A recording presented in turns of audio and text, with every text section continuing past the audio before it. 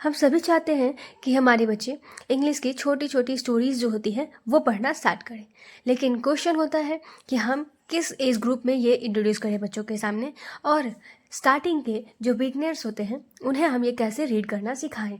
एक लाइन पढ़ना ठीक है, इजी होता है, बट एक पूरा स्टोरी पढ़ना इज़ क्वाइट डिफ़िकल्ट। तो मैं लेकर के आई हूँ ये वीडियो जो आपके सारे क्वेश्चंस का और सारे प्रॉब्लम्स का सॉल्यूशन देने वाला है। तो चलिए स्टार्ट करते हैं।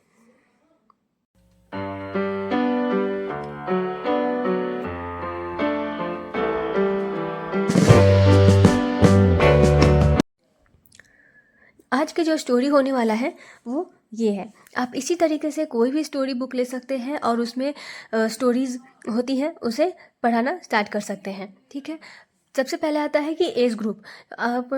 आपने इसको पढ़ाने के लिए जो एज ग्रुप होना चाहिए वो आपका बच्चा अगर UKG में है, ठीक है, वहाँ से स्टार्ट कर सकते हैं। और अगर क्लास 1 में है तो आप अच्छे तरीके से इसे पढ़ा सकते हैं, फिर उन्हें कोई दिक्कत नहीं होने वाला, कोई भी प्रॉब्लम नहीं होने वाला रीडिंग में। तो आपको एज ग्रुप पता चल गया, UKG हो या अपर KG जिसको बोलते हैं, और या फिर क्लास 1। ठीक है, यहीं से आपको स्टार्ट कर देना चाहिए रीडिंग। अभी बात किया हमने एज ग्रुप की, लेकिन एज ग्रुप के साथ साथ जब हम बच्चों को रीडिंग स्टार्ट करें तो उन्हें क्या क्या आना चाहिए वो भी ज़रूरी है। तो स्टोरी रीडिंग स्टार्ट करने से पहले बच्चों को 2 लेटर वर्ड्स जिन्हें हम डायग्राफ कहते हैं वो आना चाहिए, जैसे कि एन, एम, एज, ये सारे। ठीक है, 3 लेटर वर्ड्स जिन्हें साइड वर्ड्स भी बोल सकते हैं, जैसे कैन, रैन, मैट, इस तरीके से।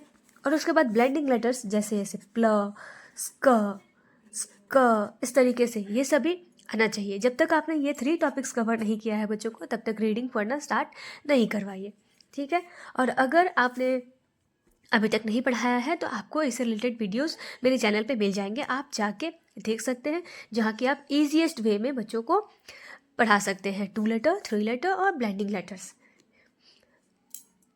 तो अब आगे बढ़ते हैं। जब आपने बच्चों को ये पढ़ा दिया है, इसके बाद बारी आती है रीडिंग की।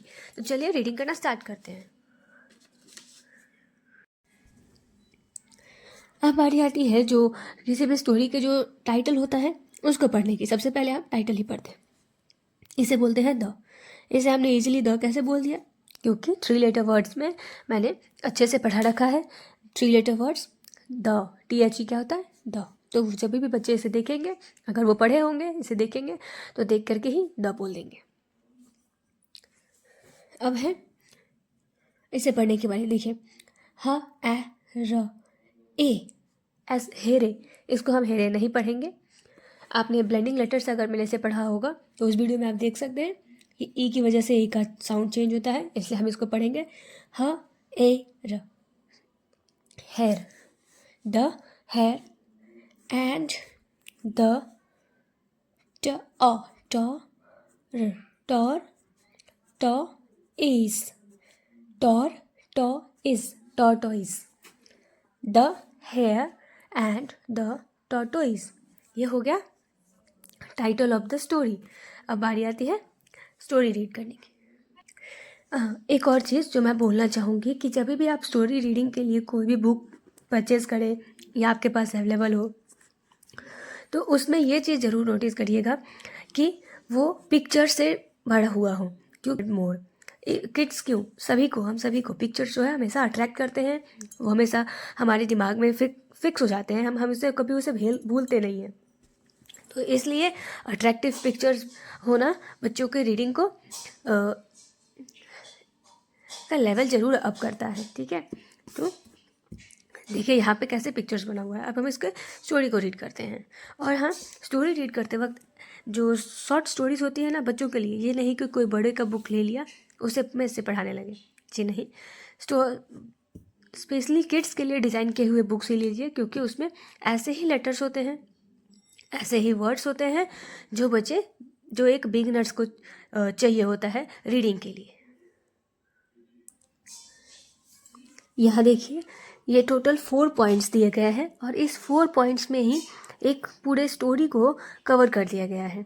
मतलब कम पढ़ना है लेकिन इफ़ेक्टिव होना चाहिए पढ़ाई। ठीक है, हम यहाँ स्टार्ट करते हैं ऑन 1। ये देखिए, जब हम नंबर पढ़ाते हैं बच्चों को, राइट नंबर नेम, तो उसमें, या फिर रीड नंबर नेम, तो उसमें ये 1 का स्पेलिंग आ जाता है। तो this is 1। Days of week पढ़ाते वक्त डे का स्पेलिंग लर्न हो जाता है बच्चों को, 1 डे। अ या फिर a, hare, 1 day a hare and a tortoise. ये हमने ऊपर पढ़ा दिया है बच्चों को, तो वो आप अच्छे से पढ़ पाएंगे। और अगर कुछ बड़ा वर्ड दिख रहा है आपको, तो थोड़ी हेल्प करने की भी ज़रूरत है टीचर्स को, ठीक है। 1 day a hare and a tortoise decided to have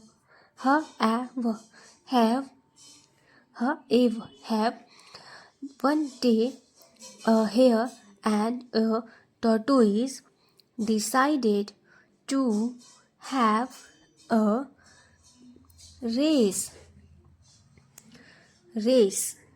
ठीक है। अब आप ये पूछेंगे कि ये ए क्यों पढ़ा हमने इसको, तो ये सब आपको मेरी वीडियोस है ब्लेंडिंग लेटर से रिलेटेड, उसमें आपको मिल जाएगा, ठीक है। तो फिर अभी हम नॉर्मल पढ़ना सीख रहे हैं। Race, a hare and a tortoise decided to have a race, ठीक है। नेक्स्ट है the race began. The race began. The hare ran very. The hare ran very fast.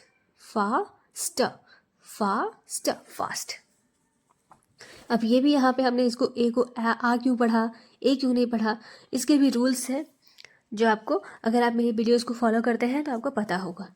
Fast, ठीक है। The hare ran very fast. Next, the tortoise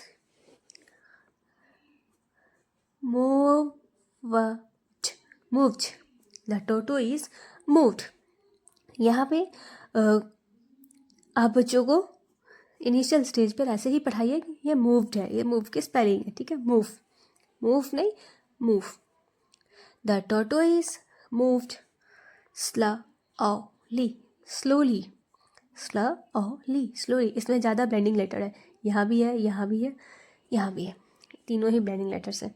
slowly, the tortoise moved slowly.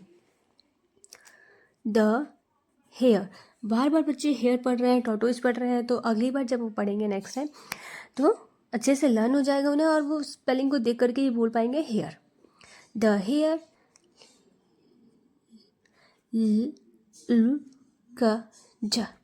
Looked, यह है looked, double O रहता है तो हम इसे ऊपर पढ़ते हैं। Looked back, the hare looked back. The tortoise was far, R की वजह से ये हो गया फार, फैर नहीं, फार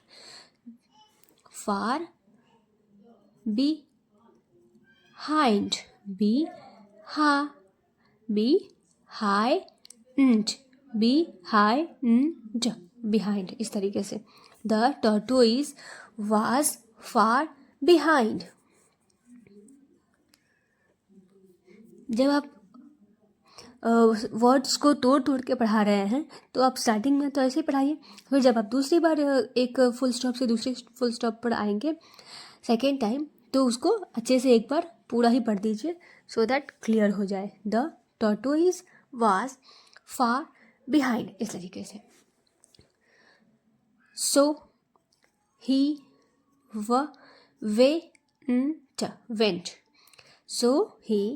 went to sleep. So he went to sleep. The tortoise kept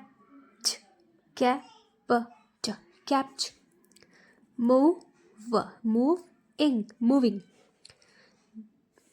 The tortoise kept moving slowly, but steadily,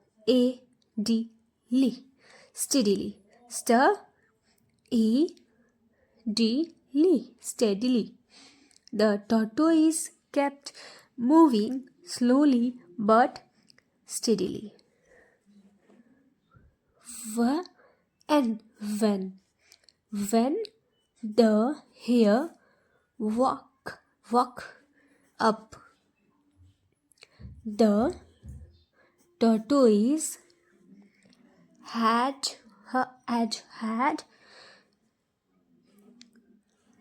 when the hare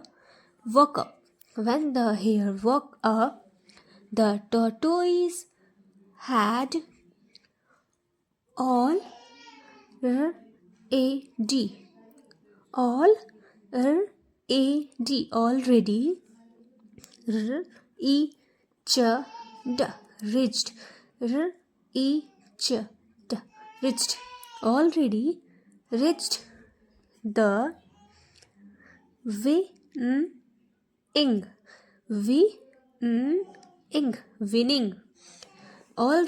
reached the winning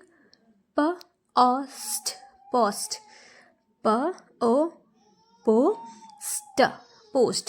Reached the winning post. अब हम इसे स्टार्टिंग से पढ़ेंगे. The tortoise had already reached the winning post.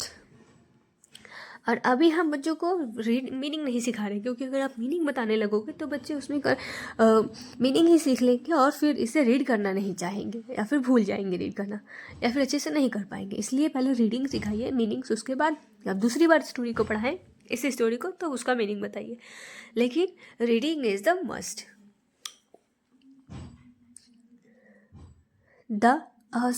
Thus the tortoise won the race. Thus the tortoise won the race. ये थी पूरी story. अब उसके स्टोरी के जो मोरल है वो आता है. ये है moral. slow and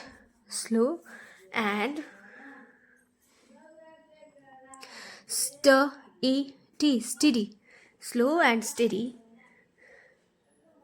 wins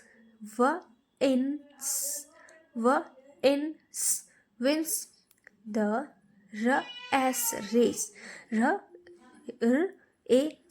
race. Slow and steady wins the race. जब आपने एक बार बच्चों को इस तरीके से रीडिंग करना सिखाया, उसके बाद फिर से रीड करिए और घर से रीड करने के लिए आइए. अब बोलिए, अगर आप स्कूल में इस तरीके से पढ़ा रहे हैं तो उन्हें होमवर्क दीजिए, और अगर आप ट्यूशन में पढ़ा रहे हैं, टीचर हैं, तो भी आप अपने बच्चों को होमवर्क में ये रीड करके आने के लिए दीजिए. फिर नेक्स्ट डे भी इसी स्टोरी को रीड करने के लिए बोलिए. दूसरा कोई स्टोरी नहीं, इसी स्टोरी को, एक स्टोरी को मिनिमम आप 3 टाइम्स पढ़ाएंगे बच्चों को ना, तो उसके बाद फिर वो रीडिंग में नहीं भूलेंगे. इस स्टोरी को रीड करना हमेशा के लिए सीख जाएंगे, या फिर कोई भी सेंटेंस, इसके साथ साथ कोई भी सेंटेंस रीडिंग करना सीख जाएंगे. आई होप आपको मेरी जो स्टोरी रीडिंग करने का तरीका है वो अच्छा लगा होगा, और आप इसे भी अपने घर पे इम्प्लीमेंट करेंगे, अपने स्टूडेंट्स के साथ इम्प्लीमेंट करेंगे. ठीक है, तो मिलते हैं नेक्स्ट वीडियो में. अगर आपके पास कोई भी टॉपिक हो जो आप चाहते हैं कि मैं अपने वीडियो में कवर करूं, उसे रीडिंग करने का तरीका, पढ़ने का तरीका बताऊं अच्छे तरीके से, तो आप मुझे कमेंट बॉक्स में लिख सकते हैं. मैं अपने नेक्स्ट वीडियो में उसको ज़रूर कवर करूंगी. चलिए, तो अभी आपको ये वीडियो अच्छा लगा हो तो like this video and subscribe my channel. मिलते हैं नेक्स्ट वीडियो में. Bye bye. Thank you.